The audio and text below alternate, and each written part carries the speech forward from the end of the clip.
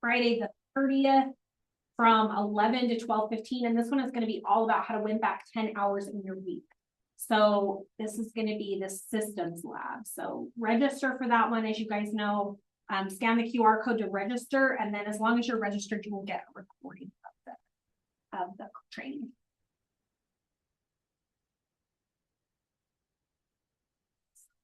Last chance for family reunion. It's not your actual last chance, but I will tell you that the tickets go up in price. I'm also going to give you a little heads up, unless he sold it yet. Brett posted on our family reunion page, on our Facebook page, and on our family reunion page, he is no longer able to go, and he's selling his ticket for $600, which is half price of what they are right now. So if anybody wants to go to Atlanta, I was like, it's the last chance. So go to Atlanta, reach out to Brett. Also, this is like when I was, we didn't have a call this week because of Martin Luther King Day, but the week before, we're already at over 7,000 people for family reunion. And the CEO summit, there was less than 100 tickets left on like last Wednesday. I think it's actually sold out because I've seen people asking to buy them. So this is going to be a really awesome one. So it's February 21st through the 24th in Atlanta. The way that everything falls, you could actually fly in on the 21st in the morning and fly out on the 24th in the evening. So if you want to go, I would say reach out to Brett before you go buy a ticket because he's ready to make a deal. This is, if you guys don't know, so Women's Council of Realtors, Allison is the state, I don't remember her position. I think she's the first vice for Women's Council of Realtors state. So she, they have every year a fun Galentine's event. We went to it last year. It was a great time. They have food. They've got a bunch of different little booths for you to shop through.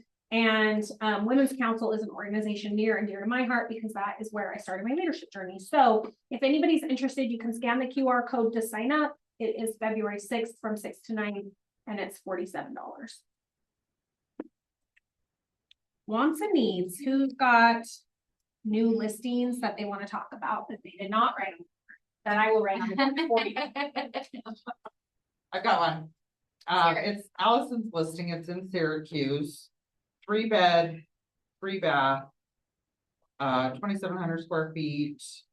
It's in a neighborhood just south of Syracuse High, so it's a highly desired neighborhood. Yeah, she needs it sold. Awesome. What's the price on it? $550. Can you share that with me? Yeah. Got one in Syracuse as well. Hits the market on Friday. 4 bedrooms, 3 baths. It's 3 years young. Oh, So nice. yeah, it is gorgeous. So like a 2023 or 2022? Which Yeah. one? 20, Somewhere there. yeah, 2023. Wow. Absolutely. It's like a little bit lifted, Yeah. but you probably the yard's done. It is. So- They spent $40,000 putting in an RV pad, the yard, a patio. So you have the best of both worlds. It's new and it's finished, fencing, the whole 9 yards. And so 584 is the price. Oh, wow. And it's absolutely gorgeous. That's a great price. Like, wait, maybe I want that one. Okay, love it. Anybody else? New listings? Katie. I have one in Harriman. It's a townhome. It is 3 bedroom, 2 bath, and 2-car garage. Its HOA is fully funded with over $1 million in it. So it's really great. What is the HOA there? 145. Does it allow rentals? It does. And what is the price? It is listed at $395. Awesome. Anybody else? New listings? I'm looking for land over in Bridgeton area. What specifically are you looking for? Buyer told me no less than 5 acres, and under 100 grand. Oh. Cute. Actually, that's very doable. I just saw 5 acres there for 80,000. And it had septic, water. Who knows where Fruitland is? It's on your way to Duchesne. It's in the armpit of Utah. Okay. Rattlesnakes and sagebrush. If you like sagebrush. Oh, so interesting. I laughed, Hunter, but turns out you can't get it. Ken just sold one, so there you go. Sandy's got a listing in Tremonton. It's a full remodel, 3 beds, 1 bath, close to 1,700 feet, has been remodeled, Say 4 beds, 1 bath, sorry. 3 bed, 1 bath. Basement's got a separate entrance. It'll be on the market on the 26th at 440. Basement is unfinished. Awesome. Is that the only one on chat? Yep. Okay, anybody else? Tony? I have one. I've got a 3-bedroom, 2-bath modular going up hopefully next week. It's in Sandy for 140K. Lot rent is $910.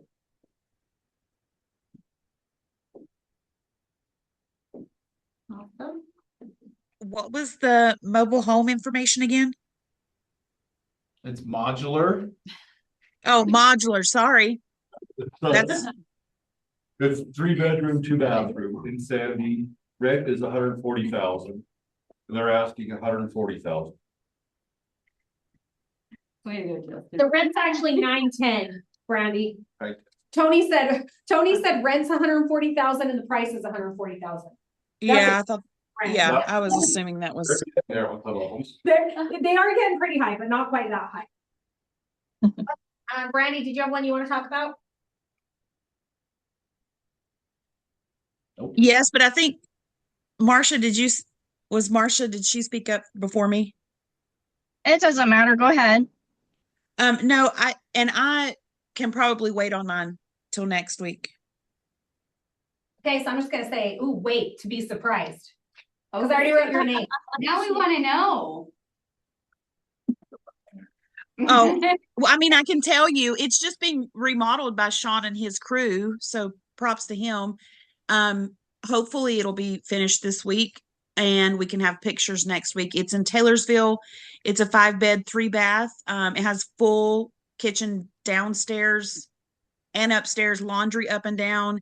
It doesn't have a separate entrance, so it's not like a true rental property, but if there's multi-families, I was gonna say, sounds like a great multifamily. yeah. Gonna be listed around 640, I think. Nice. Marcia? Hi, guys. I have one in Eden. It's been on the market for a bit. It is 4115 East, 4325 North. It's in the preserve, and it's really unique in that it has 3 separate areas that you could lock off. So it's got 4,297 square feet, 5 bedrooms, 3, like I call it probably 4.5 baths, 2-car garage, but it's got a separate studio apartment with a separate entrance over the garage. And then the basement locks off separately and has its own kitchen too. So 3 kitchens in the place and 3 separate areas. So it would be amazing for multi-generational, or last year they had 3 different groups from Powder Mountain renting it. So it can be used as a 30-day rental, but it's not zoned as multifamily. So someone would have to be a little creative on how they used it. But my seller's getting anxious and will probably be taking it off the market and just renting it back out if we don't have it sold soon. So bring an offer, bring your people. It's $1,125,000 is the current list price. That's pretty cool with the 3 different spaces. Take a look at it if you haven't seen the pictures online. It's a really neat property, and I think it has a really lot going for it. So Nice. Hey, love it. get these sold. Does anybody else have anything before we move on? Okay, love it. Let's like make a deal with each other. Like, let's sell our own listings first. Right? Like, go look at our listings and take a look at that. And there's a lot of good options on here. Like, I'm looking at the multi-house, like the multi-family and those kind of things. I'm thinking, gosh, guys, like, this is a good opportunity to reach out to somebody. Like for Brandy's, for example, it's 640, but if they have a multi-family situation, maybe two different families, you know, maybe it's a mom and a kid or something like that that can move in together and can afford it, where maybe individually they'd only qualify for 300 and 500 or whatever. Same thing with the one in Eden. Could you find someone that maybe they do want to do 30-day rentals, but they want to primary occupy the rest of the time if the 30-day rentals are allowed? Like, just think outside the box, get creative with your people. One thing about the economic forecast that they talked about last week, and that recording did go out. So if you guys missed it, I know there was a Zoom issue. If you missed it, go back and watch it. But they are I think he must have said the word uncertainty probably like 6 times. And then he actually said, gosh, feels like the word for the year might be uncertainty, right? Like, that's what he said. But he said one thing that is certain is the things in Utah, like all of our economic growth factors are so strong. He said, so if my prediction is 2026 is going to look very much like 2025 did. So if you're in the camp that's saying 2025 was harder to find people, or I didn't hit my goals or whatever, think through, like, how do you need to get creative? Who do you need to talk to? What ideas do you need to come up with? And you need to take the information to your clients. So remember that. Okay. Love it. And when you make those calls, how are we going to do them? Tony, how would you make those calls if you were going to make them? In a TCPA compliant way. Look. So just make all your calls that way. Do you think there's a reason that we're telling you this every single meeting? Guys, people are getting sued left and right for this. And we have proof that we're telling you what to do. So that means you get sued, not I guess. Okay. Ken and Chris. There's no we. There's no we in TCPA. Because we, you know why? Because we told you to do it right. Okay, Chris and Ken are doing our 6 personal perspectives today. Welcome, guys.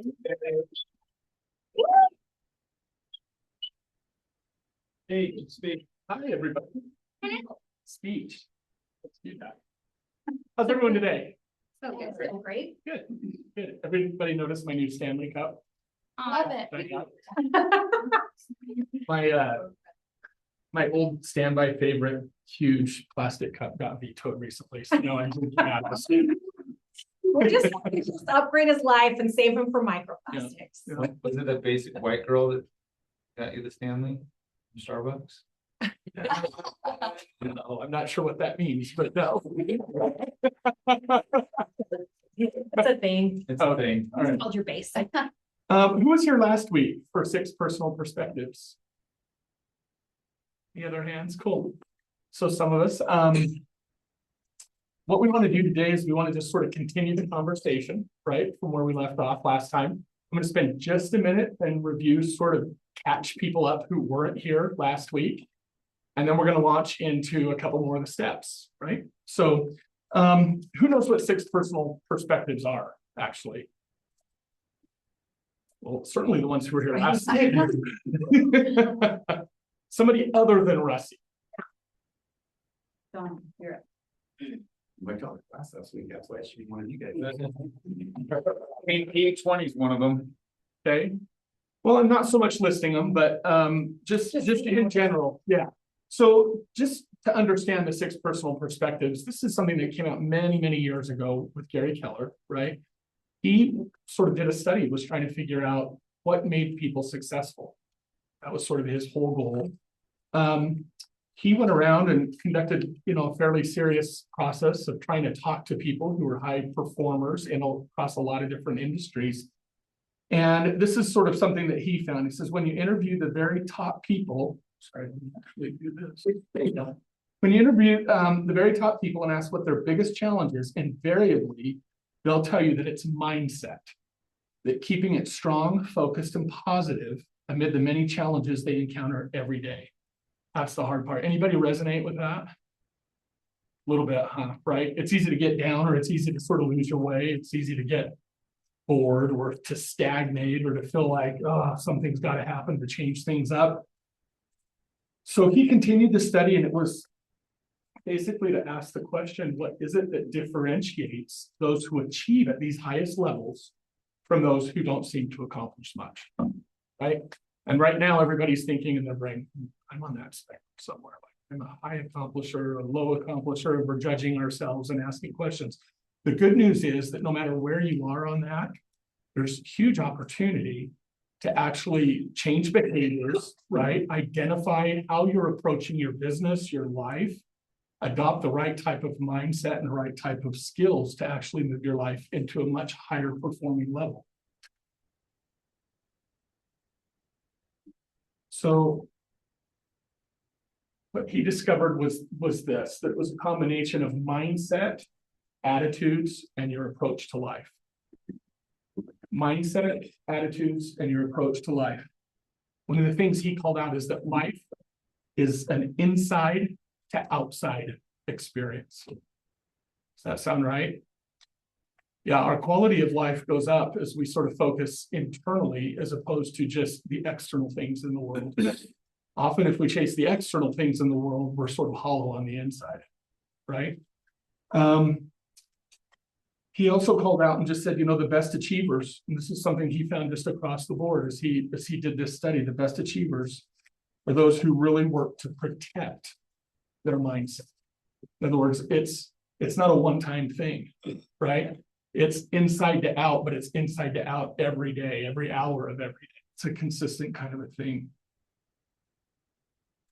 So last week we would have talked about the first two, commit to self-mastery and commit to the 80-20 principle. Let's just review really quick. What is commit to self-mastery all about?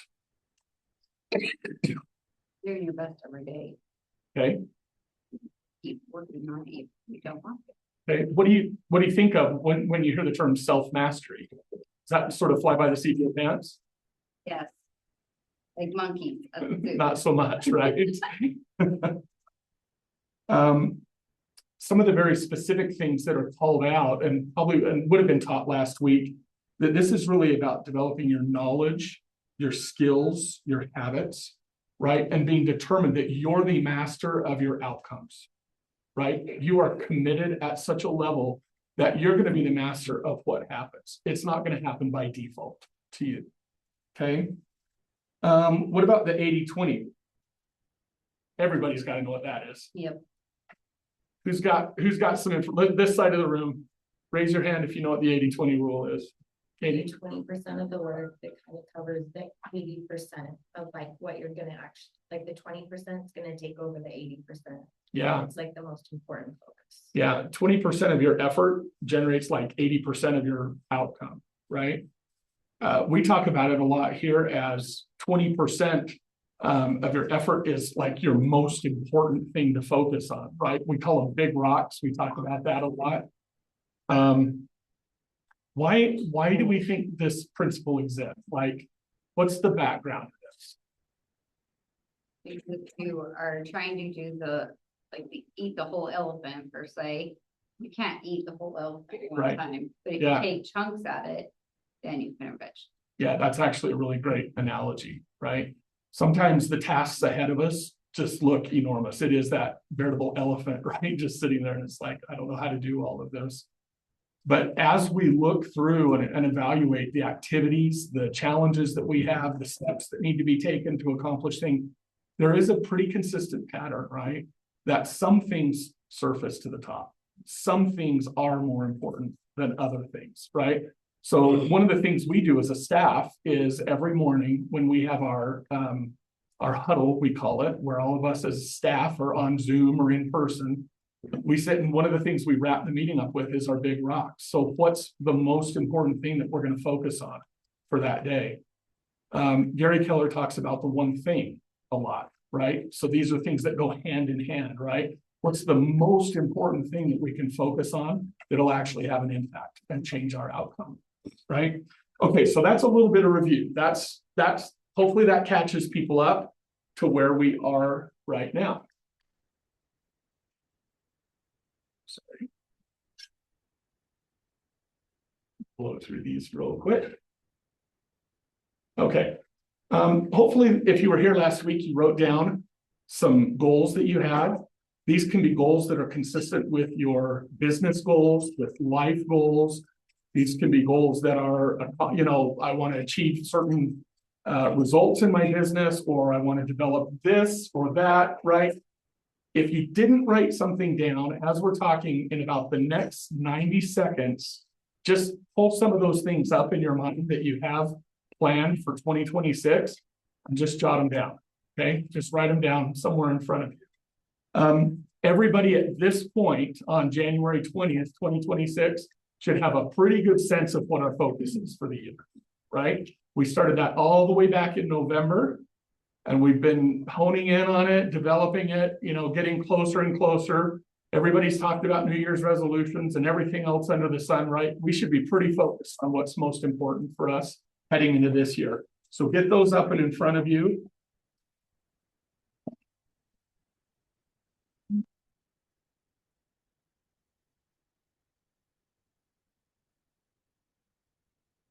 Here's what I want you to do sort of mentally. I want you to do a little bit of a reality check for yourselves, okay? This is part of the process of living up to the 6 personal perspectives. So what I want you to do is I want you to think about your goals. I want you to think a little bit about how you're doing. Now it's early in the year, and if this is a new goal, you may just be starting. This may just be baby steps at this point. There may be other goals and objectives that you're pulling in from your past. They're like, wow, okay, I'm taking this one on again. You know, I gotta get this to happen, you know? So, but this is one of the concepts that Gary teaches in connection with the 6 personal perspectives, which is we've got to be real about where we are. Okay, we can't lie to ourselves and expect that it's going to change anything.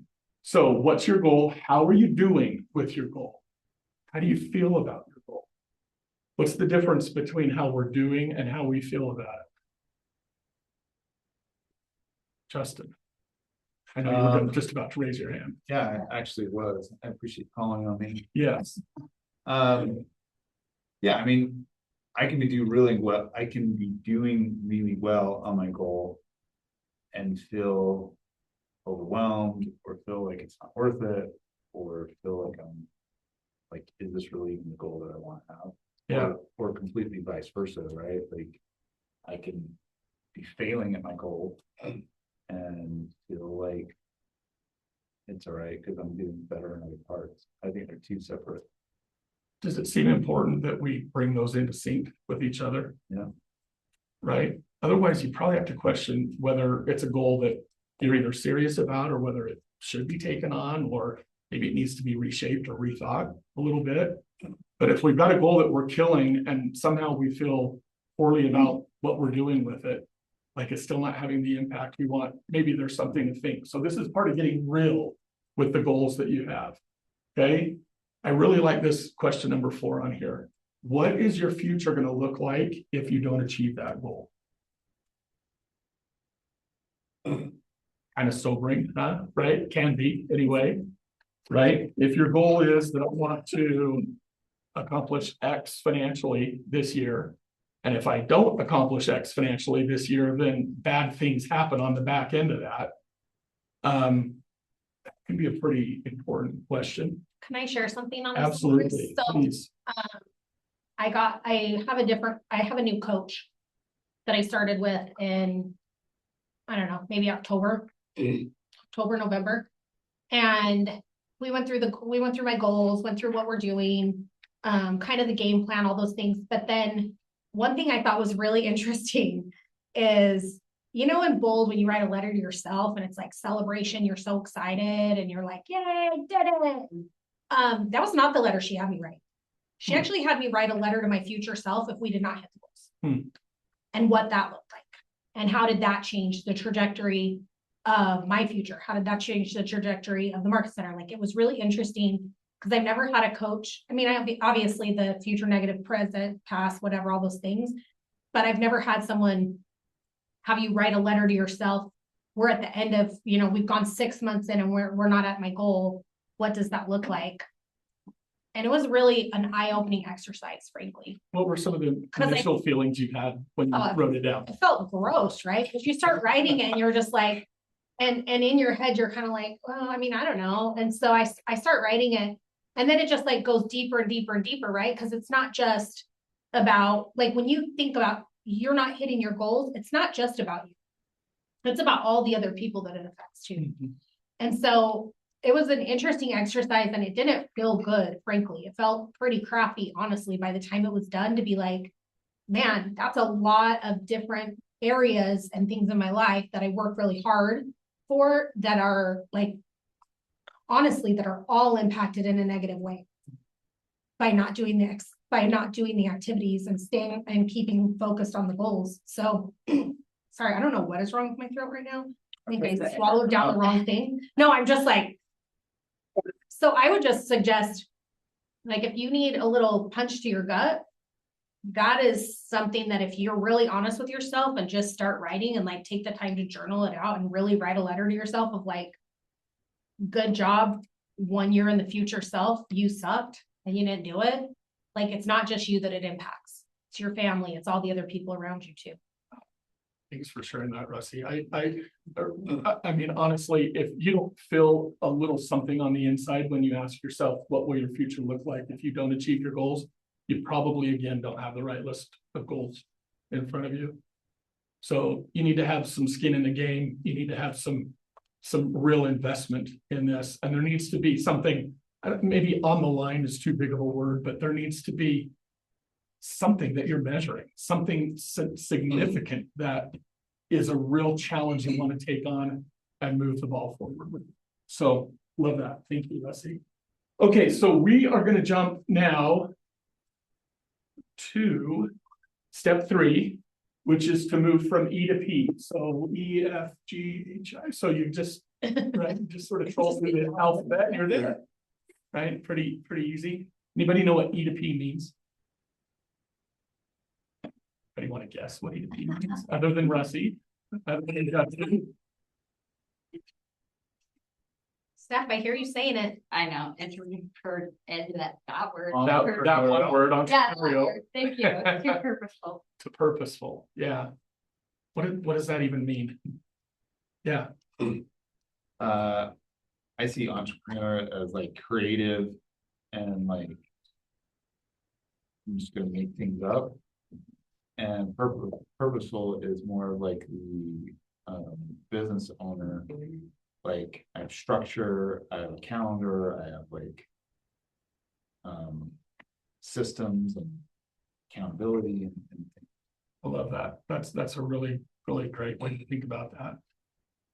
Are either one of these bad? Is entrepreneurial bad? I want to get a baseline on that. It's not. I see a lot of people shaking their heads. No. So entrepreneurial is not bad. Entrepreneurial is that thing that sort of gets you up and going. It gets you in the game. It gets you sort of started. Yeah. Well, we're all entrepreneurs. Yeah, exactly. Because we own our own businesses.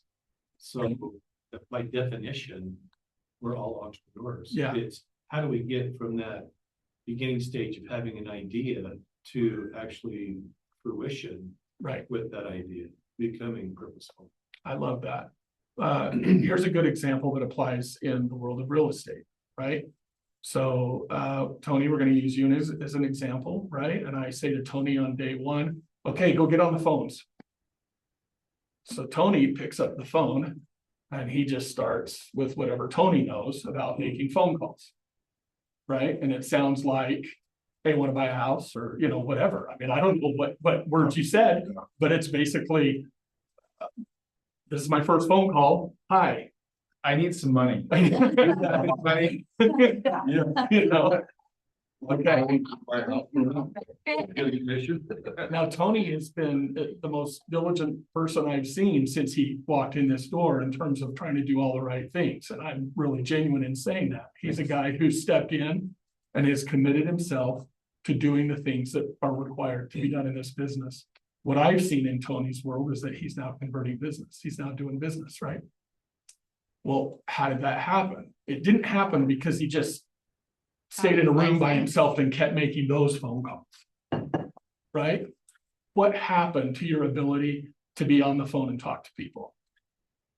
Well, I grew confidence Yeah, how'd you do that? by coming in here and participating in the conversation frameworks classes. Yeah, Right? I mean, putting So- myself out there. so Putting Tony, myself out there. so Tony took a scenario where he's an entrepreneur. I'm in. I'm in. I'm showing up. I'm willing to pick up the phone, right? I'm willing to make that phone call. And now through purposeful application of skills became now effective with that. So it went from, yeah, I'm willing to sort of do the action, or I can do the best I can do based on what I know, to now a higher ceiling. And so I want you to look at this for just a minute. The whole get purposeful. You've got E, which is the entrepreneurial way. Right here, it says doing what comes naturally. Right? And what's that big black line there? The fundamental ceiling of achievement. What do we think that means? That means like you're gonna make the phone calls, you're gonna do your thing, and then you're gonna hit a ceiling, and then all of a sudden you're like, now I need more. Yeah, you're gonna plateau. I think it's- I think it's your natural talent. It's exactly what it is. It's exactly what it is. Right? If I want to be in the, 20 whatever Olympics, and I want to, run the 400-meter race or whatever, I can't just show up one day after having run it a bunch of times and feel like, okay, I'm ready to go. I'm good.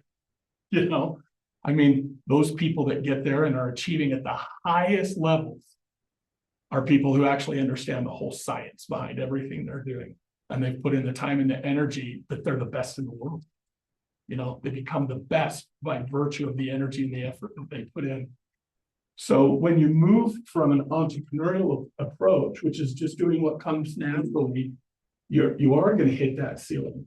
But when you get into the purposeful way, doing what comes unnaturally, right?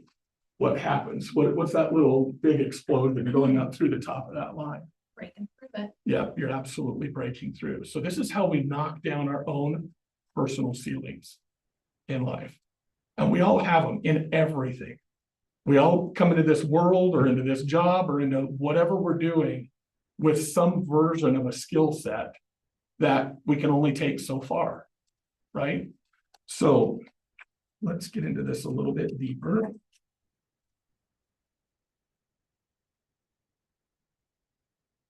This has a video on it. Bradley, can you play that? Let's listen to this video for just a minute.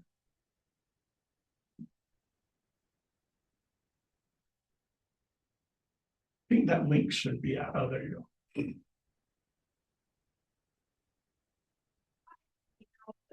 I've been with Keller Williams since 1991. Today, I'm here to talk to you about one of the 6 personal perspectives, entrepreneurial to purposeful, E to P.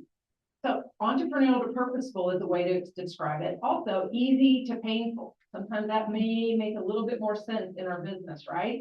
So what I'm going to talk to you today is about one personal experience about being E to P, going from E to P. When I was an agent, a very young agent on a very slim budget, I had to figure out a way to do marketing. How could I get my name out there? So I decided that I was going to hand out cookie cutters on different holidays with a cookie recipe. Made them myself, hand tied them, and I walked a neighborhood and I handed out 100 every single month on a different street. People they would ask for more. They would send me a text and say, hey, I would love to see more of these. Some people would say, why didn't I get these Shamrock in March? And I would have to say, you're going to get something next month. So anyway, it was fun. It was great. It was exciting. But after time, I did it for about a year. I became a little bit bored. It wasn't exciting anymore. Wasn't really challenged. And I started to feel myself getting a little bit burned out. One day my phone rang and it was one of these people that I had sent a cookie cutter to. And they said, I would like to use you as my agent and I'm going to buy a house in this particular neighborhood. This particular neighborhood was at least 3 to 4 times the price that I was marketing. And I was a little bit scared. It put me out of my comfort zone a little bit. I decided, well, become very purposeful and go represent these people in this higher price neighborhood. After I sold the house, I realized that I can do this. So I had to change my whole entire mindset and become more purposeful in my business. not just entrepreneurial, doing what's easy, what's exciting. So I started marketing other neighborhoods. Over time, ran a very successful business. It was very successful as far as more deals, not so much marketing anymore. So I felt a little bit burned out. Realized again, got to become more purposeful, was getting very comfortable. So a team leader opportunity was presented to me. And I thought, oh my gosh, team leader, what a scary experience. Then it's not just about me, it's about everybody else in the market center, creating opportunities, teaching models and systems to these people. So when you become from entrepreneurial to purposeful, you have to implement models, systems, accountability. I really had to think about this decision. Well, I did decide on taking the opportunity. Became a very successful team leader, created a lot of opportunities for other people. And I realized that, again, you can become entrepreneurial in your own current position, and you have to become purposeful. You have to wake up every single day and decide, I'm going to be entrepreneurial, purposeful. Nothing wrong with either one of them. It's just that when you decide to become purposeful, you probably will create more opportunities, not only for yourself, but for others. Okay, so in a brief summary, entrepreneurial to purposeful, E to P. Remember, E is easy, fun, exciting, not so many models and systems. You can actually hit ceilings of achievement. So become purposeful. It might be a little uncomfortable, might be a little bit painful. You may have to put a little accountability in there, but also the models and systems that we have in this company will get you through that ceiling of achievement, will allow you to move on to the next level. Because at every position that you'll ever be in, pretty much every position you're probably in your life, there's always a way to go a little bit farther. And so it has to go back to models and systems, purposeful, pain sometimes, a little bit of pain, a little bit of uncomfortableness. But you know what? When you focus on that, become focused on being purposeful, you do other things for other people, creates a better life for yourself, your family, everyone around you. So here's my message. Let's go be purposeful.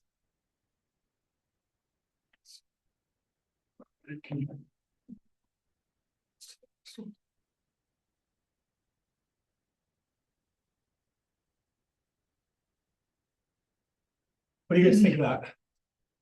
There's sort of a theme in there that I want to get called out in this conversation. I like when you do things for others, you get more. I like that. There's more to that. But I like that. And then I liked how she did the cookie cutters to everybody in that neighborhood. And then she finally got, like, doesn't just take 1 month, right? It takes 6 months, 12 months, even 18 months to keep. Yeah, it has to be done over and over and over again, right? One of the things I really liked is she talked about moving through different approaches and through different positions, right? And what I saw in there was at the beginning of every one of those, there's a learning curve, right? So everything you approach that's new, every breakthrough that you have presents something new in front of you that you have yet to be purposeful about, right? You don't just do purposeful once on one thing. And so she talked about sort of growing. She was doing cookie cutters in one small neighborhood, then she was doing and expanding in other neighborhoods, but she got sort of stale at the end of those. So there was more growth ahead of her, right? She got an offer or an opportunity to be a team leader, right? Which is never ending growth, right, Russie? That's just forever. But, you know, she got this opportunity to be a team leader, and that created sort of that new challenge for her. And she became purposeful to be successful with that. So this process of moving from E to P is iterative. Is that the right word for it? Iterative, reiterative, something. We do it over and over again, right? We just keep doing it. Repetitive. Repetitive. There we go. We do it over and over again.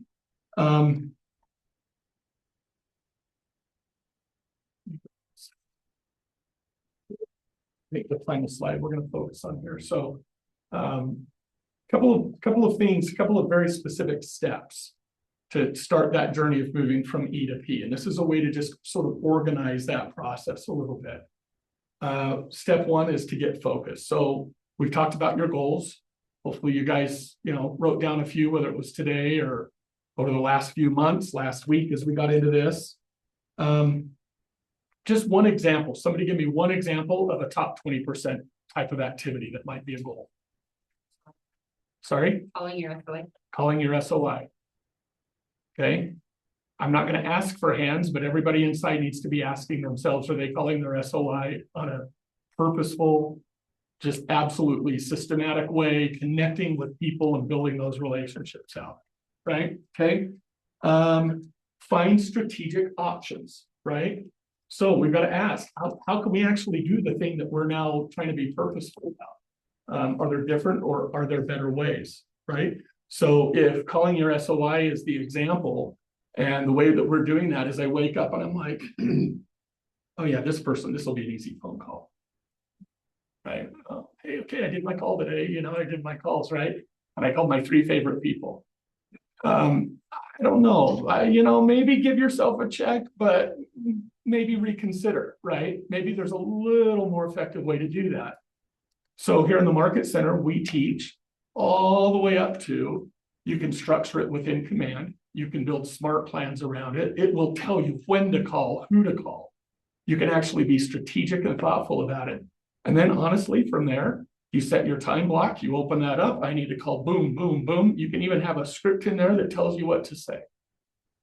Does that sound more purposeful than just opening your phone and calling your best friend? Yeah. Look for models to follow. So just again, kudos to Tony. He came to training, right? Kudos to any of you who have dedicated yourself to come to training of any topic, of anything. We offer all kinds of training. There's so much training online with Keller Williams. There's opportunities outside of Keller Williams for all kinds of training, right? Through our other organizations, real estate organizations. So there's training everywhere. There's not anything that you can think of that I'm pretty sure there's not a system around somewhere that you can go and become educated on. Also identify, mentors, people who have done it. I love the saying that you're the sort of the average of the 5 people you spend the most time with, right? And there's something to be said for finding people in your world who are helping to elevate your actions, your activities, your thinking. Number 4 is to install systems. So this is where, to me, the word purposeful really hits home. It's like, okay, I am going to do it, and I'm going to do it this way. And I'm going to be consistent about it. I'm not just going to sort of wing it. Okay. And then number 5 is to bring in accountability. So all of 1 through 4 are really good, but if we're actually not measuring what we're doing, there's a pretty good chance that that's going to sort of fizzle. Right? There needs to be some version of, I committed to this, and oh, by the way, how did I do? Did I actually do it? Did I do it 4 days out of 5? Right? Did I do it all the way? So these are just really important steps along the way to help move your thinking and your activities from, again, this entrepreneurial to purposeful approach. Any questions on this? I must have nailed it. Didn't want I love it. All right, well, we're going to go ahead and hand the time over to Ken. Ken, I promised you a lot of time, so anyway, you're up. Let's do this. We've been at this an hour. So let's take 3 minutes and make phone calls if you need them. Hit the restroom, grab some water. I think there's bottled water on the table. And then in 3 minutes, which is 12:25, let's start the second half, shall we? Get some snacks out. That's what he said. Oh, okay. I was thinking about popcorn in the car. See? I just get shower soon. Yeah. Yeah, right. How well do you know your friend? I got to. Your map. Right by your. I love it. You're on a no plan? No quitters day, Rusty. Nope. And you guys all have super platters. I thought everyone would have jumped up and ran to the restroom. You're obviously a lot younger than I am.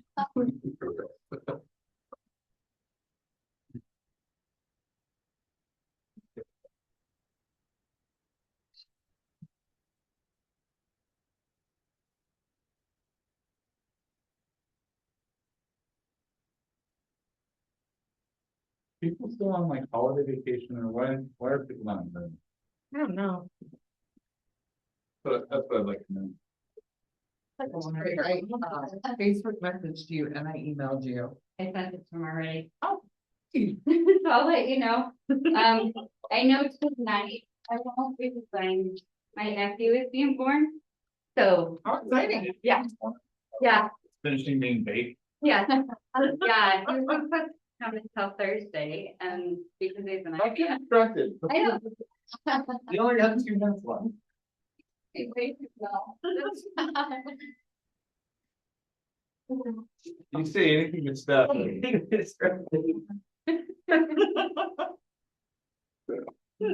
He knows he loves me. I do, so. But anyway, so now I gotta move the other floor so they can have that one. Whose baby is this? My brother's. Well, That's so exciting. Nightmare. Don't worry, let's go. My nightmare. I'm gonna bring up myself in the conversation for like 32 minutes. Okay. And then you can pick it up. That doesn't get me very far though. No, we would like you not to leave the neighborhood. Well, these ones are 8, 6. No, They gotta be able to feed themselves at this point. 2 and 1. Ooh. Yeah, it's gonna be fun. You're having another one? Huh? They're having. And they're having another one, right? It's suicide. Doesn't sound like fun, Russie? No. Sound like a nightmare to you? Mm. Yeah.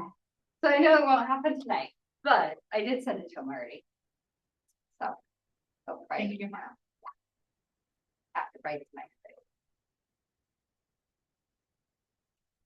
Did you get your Washington Fair Center contract? I got it under contract with another time clock. Those So. agents Those with time damn clock. time clocks. But they did their inspection yesterday. And it was really good. There's no mold. Yeah.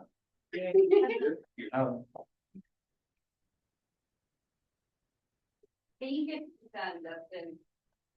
Tommy, no more calls from the Latasha. My favorite client. There you go. You get it okay? Bless her. I don't know. You gave her the keys and said good luck. We gave her a code. There you That go. was a fun one. Dustin had a great. Dustin had the best time. That is the worst client ever. Hey, but you got her done. Checked it off the list. Yeah.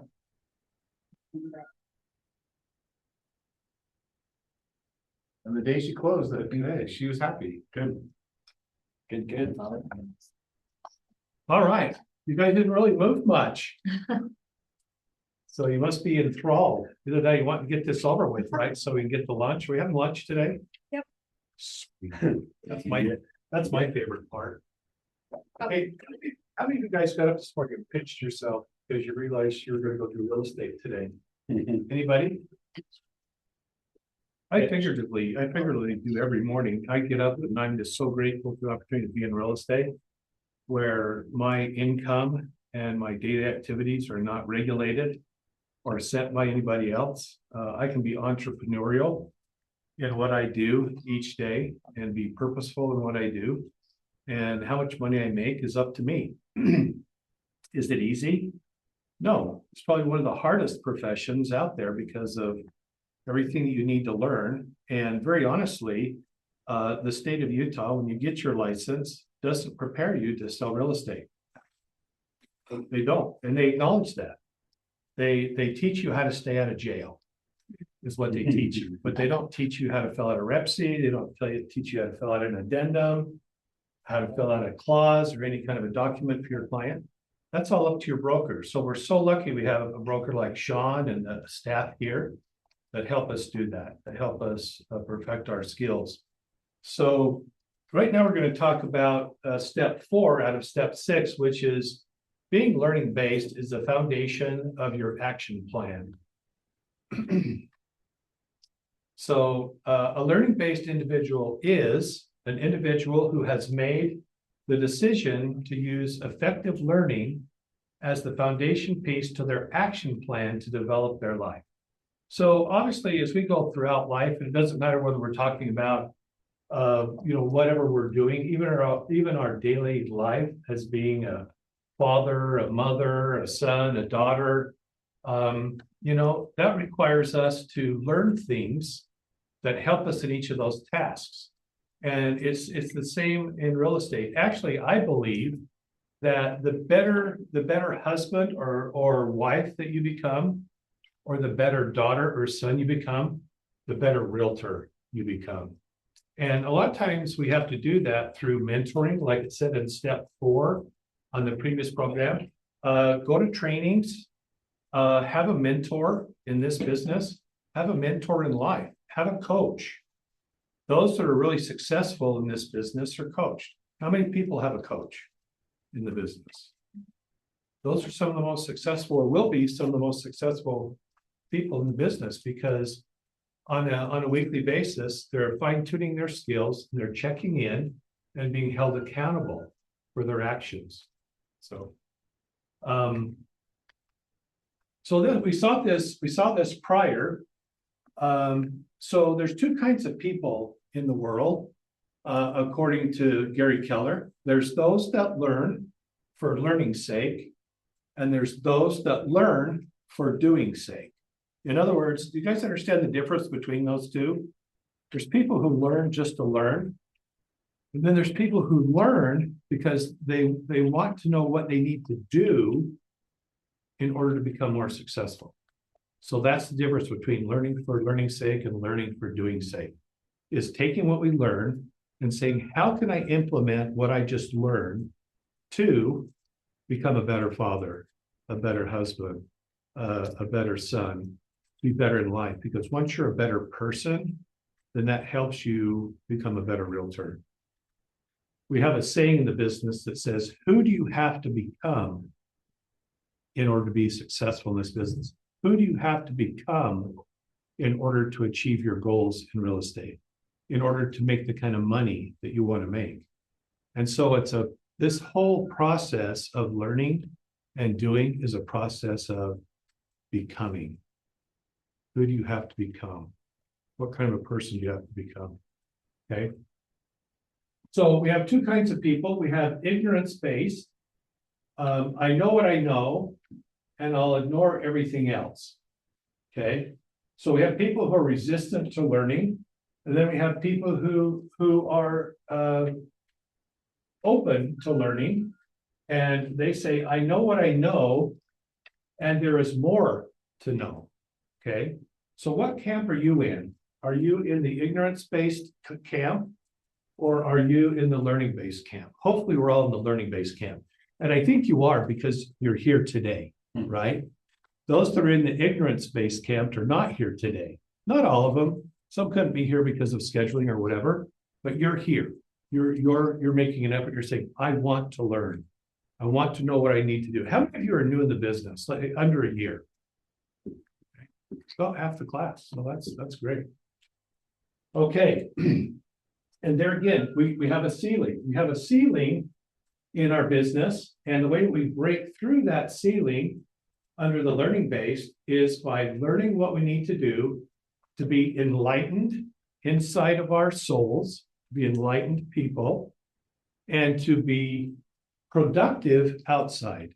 We know what we need to do, and we do it. So here's the 4 levels of competency in our business. So the first one is unconscious incompetence. We don't know what we don't know. And I'm going to say this, and I'm not saying this to be rude to anybody in the room, but that's often a lot of our new agents. Okay. And it's not your fault. We just said the state doesn't teach you what you need to know in order to do the business. They teach you what you need to know to stay out of jail.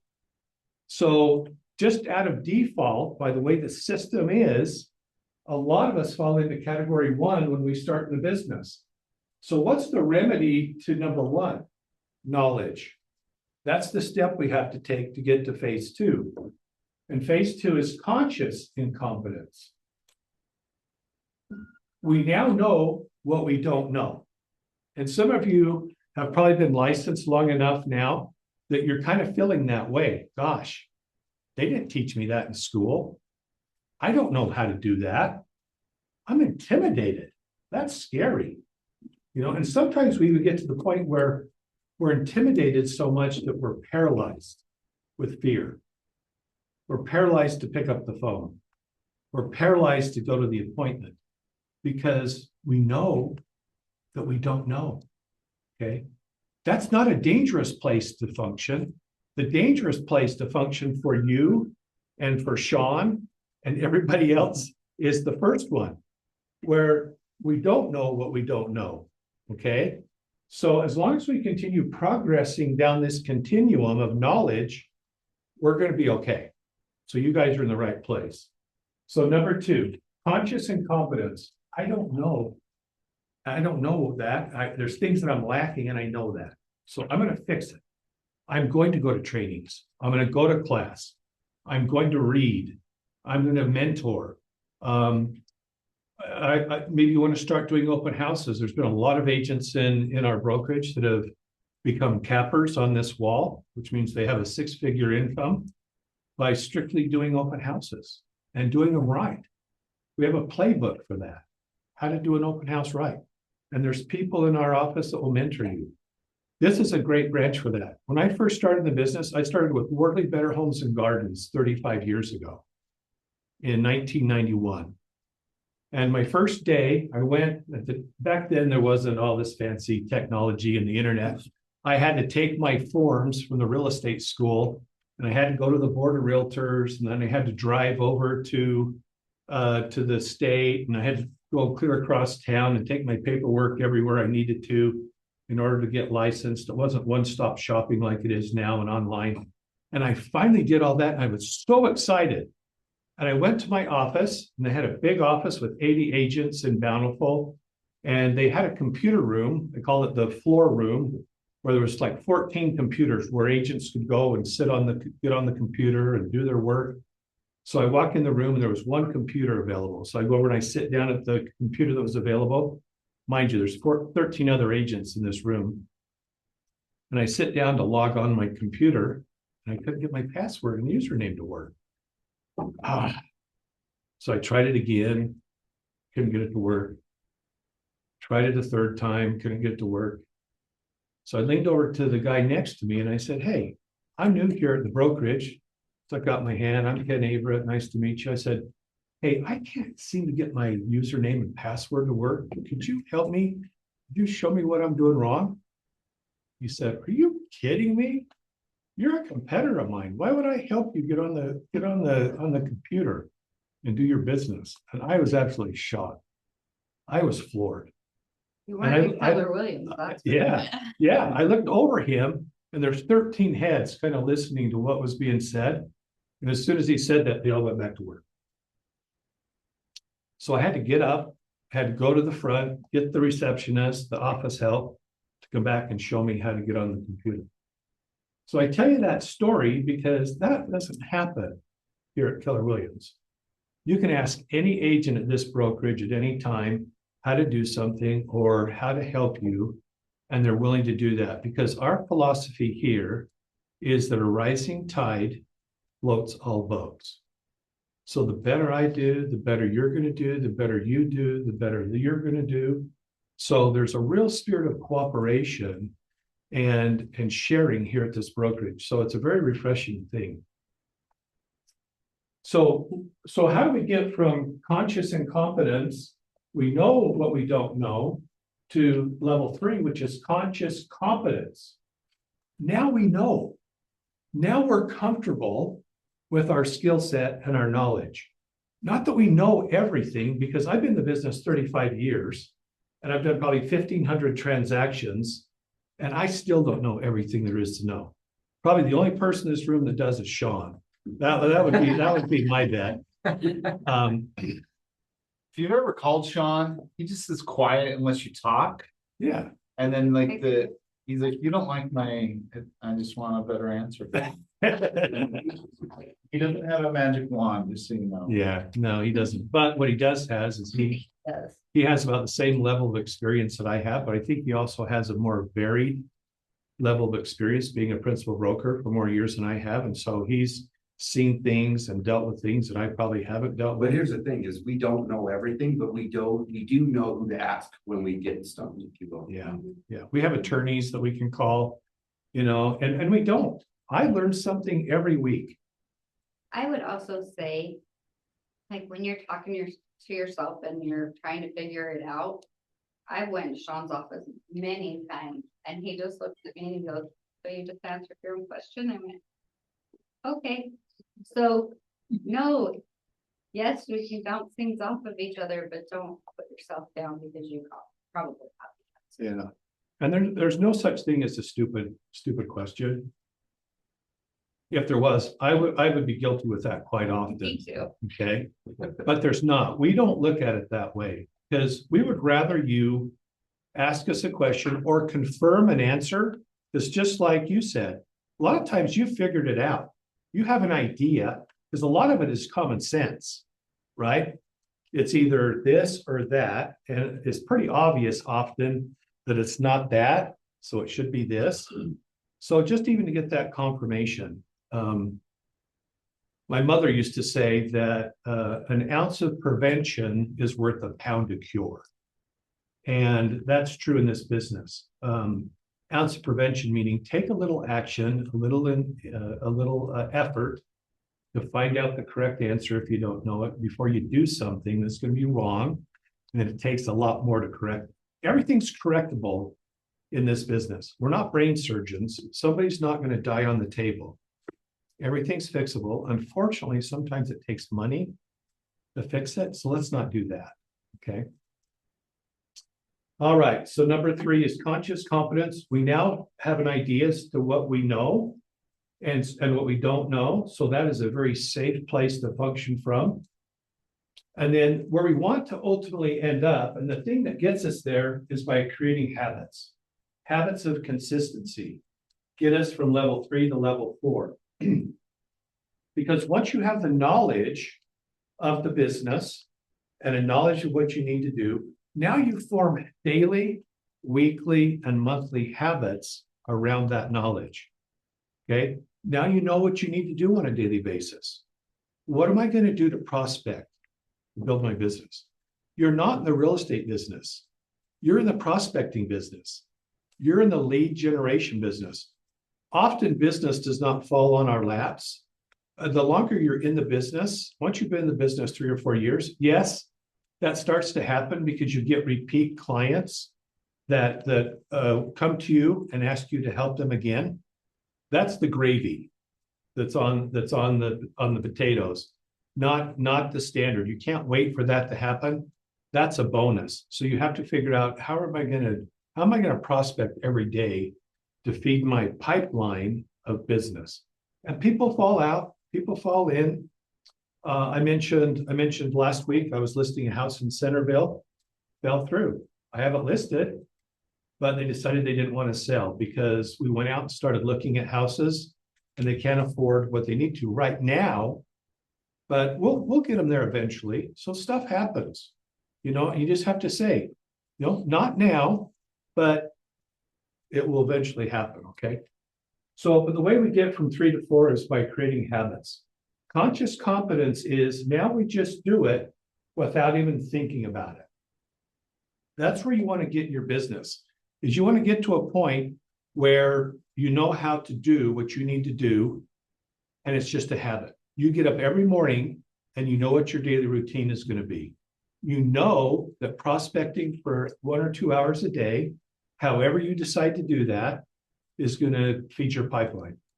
Then you know that you need to go out and meet people. You need to go out and show property. You need to go to listing appointments. So you know what it takes in order to be successful. So that's what we want to get to. This is kind of like autopilot, okay? So how do high achievers, how are they successful? High achievers reach their goals by making training, education, and self-development the foundation piece of their action plan. I would actually flip that personally I'm a big proponent on personal development. Like I said, the better person you can become, the better at life you can become, the better communicator you can become, the better negotiator you can become, especially as a man. You're going to really win being a better negotiator. Because when you're married, everything's a negotiation, right? Maybe not for you guys, but for us, everything's a negotiation. So that will really help you. So personal development, training and education. And then the key component is making that part of your action plan. You have to take action. Knowledge without action is just knowledge. It's not going to translate to success. Okay, can we watch this video by Mark Brennan, who's a regional director?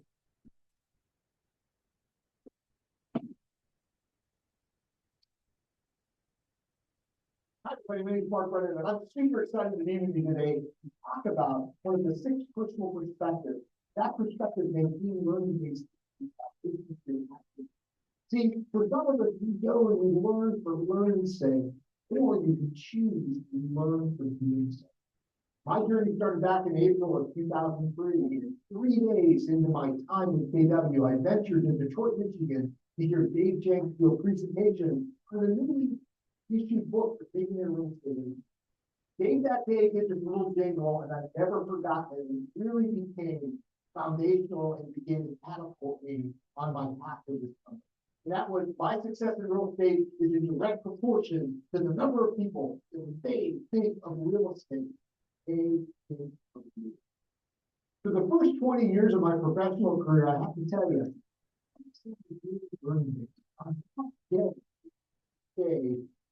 put me on the path to change the trajectory of my career. From there, I went on to be a team leader and operating principal, and then later on, moving backwards, became a mega agent in our company. Throughout my journey, plugged into each and every educational opportunity I could find. It was family reunion, it was it was quantum leap. I can remember getting it from Gary that Gary that very first time and how impactful that was then. So much so that I decided I wanted to be on the path to becoming an instructor, and later on in my time with the company, become a master faculty member. And what I find is being a teacher, and each and every time I have the opportunity to be in front of people, I myself, I think, is learning more from them than maybe they're even learning from me. So that day back in 2003 put me on a journey to become very learning based, and I continued that for the past 15 years. My hope for each and every one of you is that you find your passion, you find that moment that puts you on the same path. See, we're a company of unlimited opportunities, and those unlimited opportunities come from people that take those 6 perspectives and make learning based one of them. So let that be the foundation for your path. Very good. He talks about a very important key, a very important element in being learning based. And it often is a trap that we fall into. And at Keller Williams, it's easy to fall into this trap because we have so many resources. We have a very full, very robust training calendar for you here in this office. We also have regional trainings. We have corporate trainings. We have Keller Williams University. We have Keller Williams Connect, which is a website where you can get listing presentations and buyer presentations, and you can watch videos on different aspects of the business, how to be a buyer's agent, how to be a listing agent, how to prospect, all of those things. And sometimes we as agents, and especially newer agents, fall into that trap of, hey, I'm doing what I need to do. I'm working at the business because I go to trainings 4 hours a day. Okay, that's great. You're building your knowledge, but you're lacking the action part of the equation. So education, action equals success. That's the equation. Education equals action or implementation equals success. If you don't have the implementation part of it, you're not going to be successful. So that's up to you to decide what your action plan looks like. Now, I think we also here at Keller Williams, and thanks to Russie and Marcus, they in November, they start talking about getting your business plan for the coming year. How many of you have done your business planning? Awesome. Everybody, every room in the, every hand just went up. You guys are awesome. That's the key to success. If you fail to plan, you plan to fail. I'm full of all kinds of things like that because my wife and my mother told me those all my whole life. So I know all about those sayings. But it's true. Now you have your plan. How does education complement or facilitate your action? So there's a few ways that we can do that. So we have a library of books that mainly Gary Keller and others have written over the years. So we have books that you can read. And sometimes we go over those here in the office, either in a book club or in sales meeting, especially The Millionaire Agent. The Shift talks about a shifting market. I think we've got a pretty stable market right now, but has the market shifted over the last few years? Yeah, absolutely. So I've asked a couple of you to take just a minute and talk about a book that you've read that's in our library that you found impactful. And so Bradley, he's agreed to take a minute and talk about a book that he's read and why he thinks that has changed his business. Yeah. So I finished the Rookie Real Estate Agent about a month ago, and I really liked it just because as a newer agent, it kind of gave me the steps of what I should be doing. Where I'd read like The Millionaire Real Estate Agent beforehand, and it was something that was good and aspirational, but it wasn't as, I feel like, applicable to me because this wasn't set steps of go do this. Or I like the Rookie Real Estate Agent because it was like, okay, you need to make 20 phone calls today. You need to add one person into your database every day. And it just kind of told me these are the activities you should be doing, which is something I really liked as someone who's just starting out. Yeah, so he found a resource that was geared where he was in the business that would help him in his business. So that's awesome. And I've heard a lot of good compliments about that book. I never personally read it myself, but it those that do read it like it. So if you're newer in the business, that's probably a good one to start with. Sean, do you have a favorite book? Yeah, actually, I have two. So I'm going to speak about the MREA first. That's Millionaire Real Estate Agent. I believe page 186. Don't quote me on that, but that page breaks down the met and haven't mets, right? And so if you have it's to build your database, and that alone is worth its weight of gold. Just that one page alone. But that could be used on any level. So an example would be is what Bradley just mentioned. Some of the book might have been over his head. However, if you take that page, implement it, and it's building your database, it's going to build your career over your career's lifetime. And then the other book is The One Thing. And The One Thing is more life-based, not necessarily just real estate-based, but you can break down, in this class, we talked about the 80-20 last week, but it breaks down what you can do with what one domino you can do to topple over. It's going to make everything else easier for the rest of your day, rest of your week, or the rest of your month or your career. What is the one thing you focus on? So it has you think a little bit differently. And instead of like, oh, I got to do this, this, and this, it's like, no, I really just have to do that. Right. So it helps you break down. So those two books are definitely suggested reads. Good. Thank you, Sean. Yeah, I would agree with Sean. The One Thing is very powerful. That would be a good read, especially for those of you that are new, because we're throwing so much information out at you. You have so many options. The One Thing is going to help you focus on that one thing that you personally feels important to your business. So that's great. Anyone else have a book that has been very impactful for them? Off this list? In general, I've got a couple that aren't on that list that I'm going to talk about. Right here.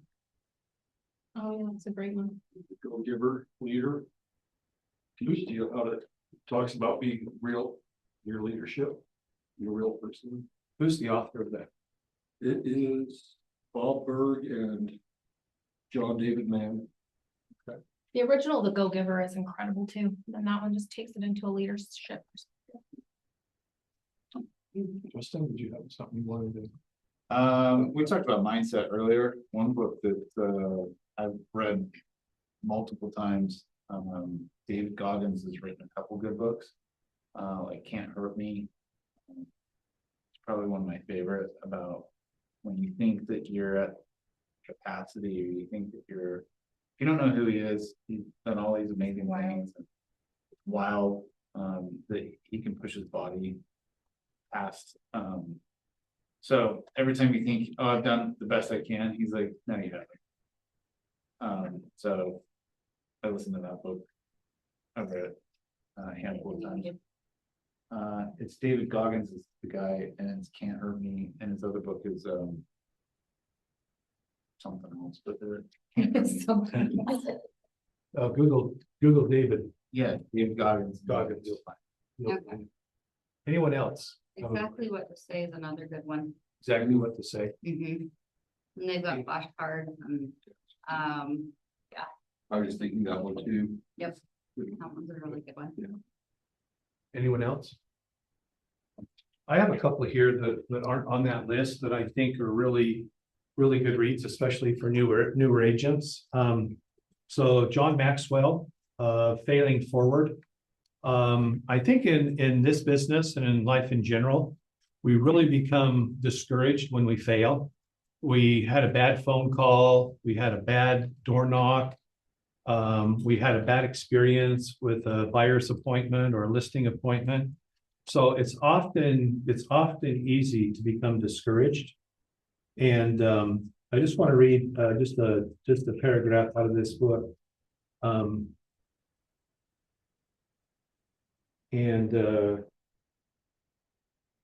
He says, people are training for success when they should be training for failure. Failure is far more common than success. Poverty is more prevalent than wealth, and disappointment is more normal than arrival at your goal. So we have to prepare ourselves mentally for failure. And he uses the analogy here in crossing a stream. If you come to a stream and you're out hiking the mountains, what do you look for in the stream to get from one side to the next? Yeah, stepping stones. Look for rocks to step on that's going to help you get across the creek without getting wet. The same is true in our business. So we fail, we look for a stepping stone to get us to the next step, the next appointment, the next phone call, the next door knock. And we do that until we reach the other side, which is success. So failure is stepping stones that ultimately get us to success.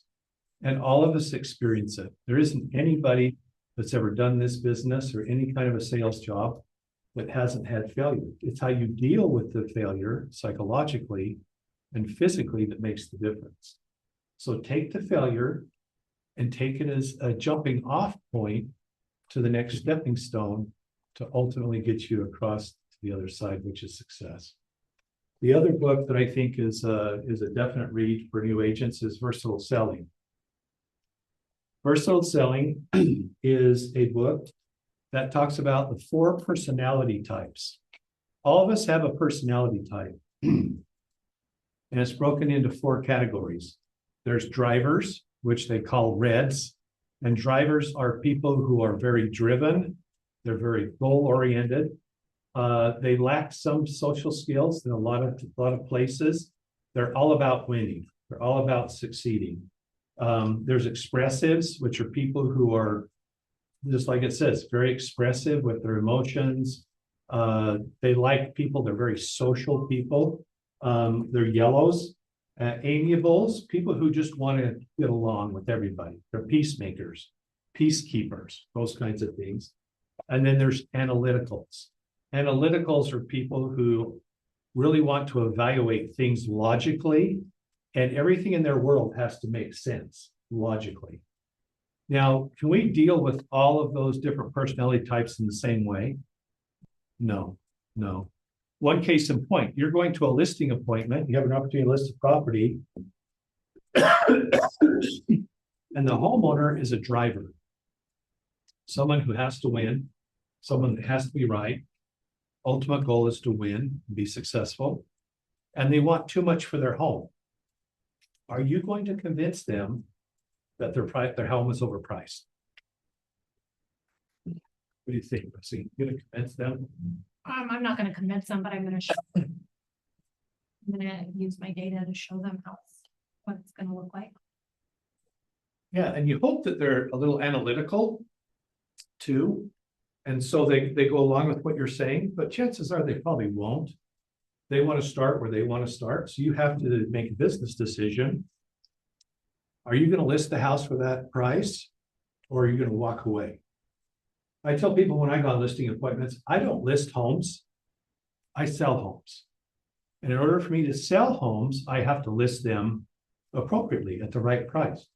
Now, does that mean I never take a listing at the seller's price point? No, I do that. But what I have is I have a plan that if the house doesn't sell or we're not getting showings within a week or 10 days, then we have a prearranged price reduction already done. So I'm not having to go back and argue and fight about a price reduction. My thing is, hey, if that price is important to you, as long as it's not really extreme, right? It can be really extreme. That's a waste of your time. But if it's in the realm of reality, within 10% of where it might sell, then yeah, I'll humor them, take the listing, and then say, hey, 7 days, 10 days down the road, if we don't have an offer, we haven't had good showings, then we're going to reduce the price to X. And as long as they agree to that, then I'll list the house with them. I go even to the point of having them sign the price reduction and post date it to the 10 days down the road. Then I don't have to fight. I've already got it. They know what's coming. They know what's going to happen. So in reading this book, you learn strategies as to how to interact with each of those different personality types. Because if they're an expressive and you go in with a bunch of data, and I'm an analytical too, and I like to go in with data. I have all kinds of statistics and stuff. How's that going to go over with an analytical who is a fun, whimsical, happy kind of person who really doesn't care about data? What they're looking for in the interview with you is they like you. They consider you to be a friend. They consider you to be trustworthy. If they care less about the data, they could care less. So are you going to waste your time and bore them and run the risk of losing the appointment because you are not dealing with them in a way that they want to be dealt with and that you need to deal with them in a way to be successful? No. So that's why this book is so important, is because when you go into an appointment, you'll be able to tell what kind of personality type they are, and then adapt your presentation according to them. It's about them. It's not about you. It's about you figuring out what works for them. And what creates, because bottom line is they need to do two things in your appointments, whether it's a buyer's appointment or a listing appointment. Number one is they need to like you. And that's going to be established very quickly. And number two, can they trust you? So the way you convey that is by communicating with them in a way and a manner that they want to be communicated. Okay. So anyway, that's enough about that. But those are two great reads. We have a lot of resources here at Keller Williams that can help you with your educational component. We have MAPS coaching for those of you that are interested in being coached. So you want to be able to share your goals. This is a little exercise, but we're actually out of time, so we won't do that. Be purposeful in your education, be strategic in your education, and approach your education from a standpoint of what I learn is going to help me take action rather than just learning to learn for learning's sake.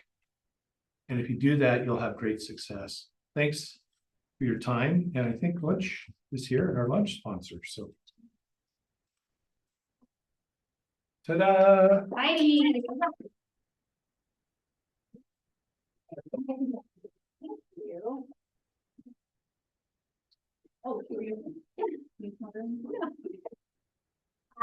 I love learning new things. I was out there listening. This sounded like a really great class. And I have a really cool story to share with you today that I think you will find interesting. But first, let me preface this. So, if y'all don't, if I haven't met you, I'm Heidi. I'm with First American Home Warranty. And one of the things that First American does that I don't know of any other home warranty company that does this is we provide free listing coverage with every buyer plan that's set up. So what does that even mean? Have you ever even heard of such a thing? So what I mean is as soon as you set up a buyer's plan, it automatically comes with free basic listing coverage. So basic listing coverage would be things like the water heater, the built-in kitchen appliances, plumbing, electrical, okay? So if that comes with a buyer's plan once it's set up, what does that mean for you? So let me share the story with you. We had an agent out in Arizona and she was bringing a buyer to a walkthrough. They were already under contract. They're getting ready to close like the next day. So they were doing their walkthrough. When they get to the house, they see water coming out of the garage. She's like, uh-oh, this is a problem. They go in, they see that obviously the water heater has burst. And so she calls the listing agent. She says, hey, Mr. Listing Agent, we have a problem. We're supposed to close tomorrow, but your water heater has burst everywhere. And he says, well, the sellers had left about 2 weeks before. And he says, shoot, let me call around and see if I can get somebody out there to fix it. So he calls her back. He says, you know what? I can't get somebody out for a couple of days. We're going to have to push the closing back.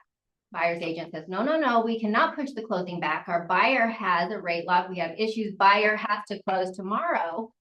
And the buyer's agent says, wait a minute. I remember my home warranty rep saying that with a buyer's plan comes listing coverage, free basic listing coverage. Let me call the home warranty and see if we can get somebody out fast with home warranty. So they call First American and First American says, yes, the water heater would be covered under this, even though it's the buyer's plan, but we can't get somebody out right away. It's still going to take a few days. Well, the buyer says, well, if I know this is going to be covered through my plan, I'm going to go ahead and close and we'll just go through the process of it. It was her home warranty. So they did that. They closed the next day. The water heater took a few days to be fixed, but all was right with the world. So the buyer's agent is the winner in this story, right? And who else is doing that? Nobody's doing that. And as a real estate agent, we need every single edge and advantage we can get, right? So it's a small perk, but it's really kind of a big perk if you think about it. So if I'm a really good rock star real estate agent, I have a buyer that we're going under contract with. Is it better to set up the buyer's home warranty at closing or when you go under contract? You go under contract. Right. It's a no-brainer, right? And it's a situation of you don't know what you don't know until somebody tells you about it. So this is one feature that First American has that I don't know of any other home warranty company having. And listen, guys, I know you have about a dozen home warranty options to choose from here in Utah. I mean, it is completely saturated and crazy. But I'm also a huge fan of agents that give their clients a list of home warranty options to choose from, at least 3, just for risk mitigation and liability, right? But it's also important that you know some of the differences, like this difference with having listing coverage with a buyer's plan. Also, where First American really shines is our HVAC coverage. In fact, we just helped a real estate agent with one of his buyers replace multiple HVAC systems in one home. Guys, we paid out a little over $20,000 on that one claim. And the reason we were able to do that is because of our HVAC coverage. It's so good. We still have no dollar limit on HVAC coverage. We'll cover 100% refrigerant and we'll do a full replacement. So you need to start asking those questions too. So when you work with a company like First American, you kind of get the best of both worlds. You get a company that is backed by a Fortune 500 company. So we have very deep pockets. We are known for paying out high dollars. And you get a local rep that you can call when you have issues. You can call me evenings, weekends, and holiday. So for those of you already using First American, I thank you. If you're not already using First American Home Warranty, I would love, love, love the opportunity to earn your business. Maybe send me your next couple of deals. I'm going to show you the level of customer service I can provide. And with that, does anyone have any questions? I meant to stop somewhere in there for class. Does anyone have any questions? You just learned so much today. Thanks for having me. Thank you.